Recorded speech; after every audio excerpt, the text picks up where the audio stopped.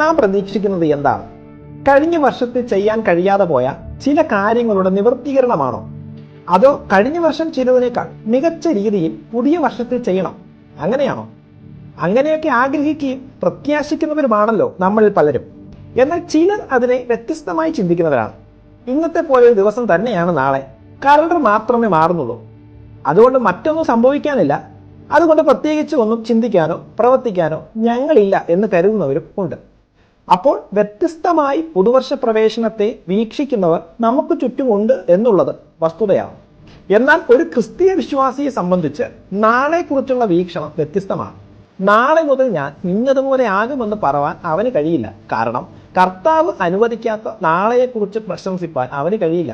നാളെ ഞാൻ എന്തായി തീരണമെന്നത് ദൈവത്തിന്റെ കരങ്ങളിലാണ്. അത് അങ്ങനെ തന്നെ സംഭവിക്കുവാൻ ഇടയായിത്തീരും എന്നുള്ളതാണ്. നാളെ ഞാൻ ഏതൊക്കെ വഴിയിലൂടെ സഞ്ചരിക്കേണ്ടി വന്നാലും അതൊക്കെ എൻ്റെ ദൈവം അറിഞ്ഞിട്ടുള്ളതായിരിക്കൊണ്ട് അതൊക്കെ നന്മയ്ക്കായി തീരും എന്ന് പ്രത്യാശിക്കുക മാത്രമാണ് ഒരു ദൈവപൈതൽ ചെയ്യുന്നത്. എല്ലാ പുതുവർഷ പ്രവേശനങ്ങളിലും അനുഗ്രഹത്തിന്റെയും സമൃദ്ധിയുടെയും പ്രവചനങ്ങൾ പറഞ്ഞ് ജനത്തെ വഞ്ചിച്ചുകൊണ്ടിരിക്കുന്ന കള്ളപ്രവാചകന്മാർ ഉള്ള നമ്മുടെ സമൂഹത്തിൽ കണ്ണഞ്ചിപ്പിക്കുന്ന സമൃദ്ധിയേക്കാൾ ഉപരി നമ്മുടെ യാത്രയുടെ ഓരോ പടിയും ക്രിസ്തുവിന്റെ നിത്യജീവനിലേക്കുള്ള കാൽച്ചുവട് വയ്പ്പാണ് തിരുവചനം നൽകുന്ന സന്ദേശം. അത് സമൃദ്ധിയേക്കാൾ, ലൗകിക നന്മകളേക്കാൾ നമ്മുടെ ഏത് പ്രതിസന്ധിയുടെ നടുവിലും ക്രിസ്തുവിലൂടെ നിത്യജീവനിലേക്ക് നമ്മെ അടുപ്പിക്കുന്നതാണ്. ഹബക്കൂക്ക് പ്രവാചകന്റെ പുസ്തകം 3-ാം അധ്യായം 17 മുതലുള്ള വാക്യങ്ങൾ ഇങ്ങനെ പറയുന്നു: അത്തിവൃക്ഷം തളിർക്കയില്ല, മുന്തിരിവള്ളിയിൽ അനുഭവം ഉണ്ടാകുകയില്ല, ഒലിവ് മരത്തിന്റെ പ്രയത്നം നിഷ്ഫലമായി പോകും, നിലങ്ങൾ ആഹാരം വിളയിക്കുകയില്ല, ആട്ടിൻകൂട്ടം തൊഴുത്തിൽ നിന്ന് നശിച്ചു പോകും, ഗോശാലകളിൽ കന്നുകാലികൾ ഉണ്ടായിരിക്കുകയില്ല. എങ്കിലും ഞാൻ യഹോവയിൽ ആനന്ദിക്കും, എൻ്റെ രക്ഷയുടെ ദൈവത്തിൽ ഘോഷിച്ചുല്ലസിക്കും. യഹോവയായ കർത്താവ് എൻ്റെ ബലമാകുന്നു.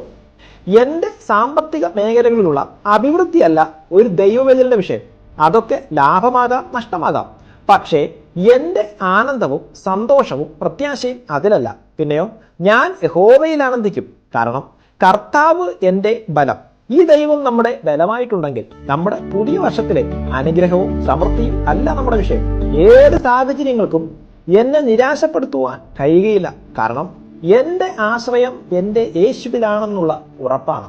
അതുകൊണ്ട് ഭൗതിക നന്മകൾക്ക് പുറകെ ഓടി ഈ ലോകത്തിൽ എന്തെങ്കിലുമൊക്കെ നേടിയെടുക്കണം എന്ന ചിന്ത ജനിപ്പിക്കുന്ന വ്യർത്ഥ പ്രവചനങ്ങളൊക്കെ ചവറ്റുകുട്ടയെ തള്ളിക്കളഞ്ഞുകൊണ്ട് ഒരു സ്റ്റെപ്പ് കൂടെ മുൻപോട്ട് വെച്ച് ദൈവത്തിൽ ആശ്രയിച്ചുകൊണ്ട് നമുക്ക് യാത്ര ചെയ്യാം.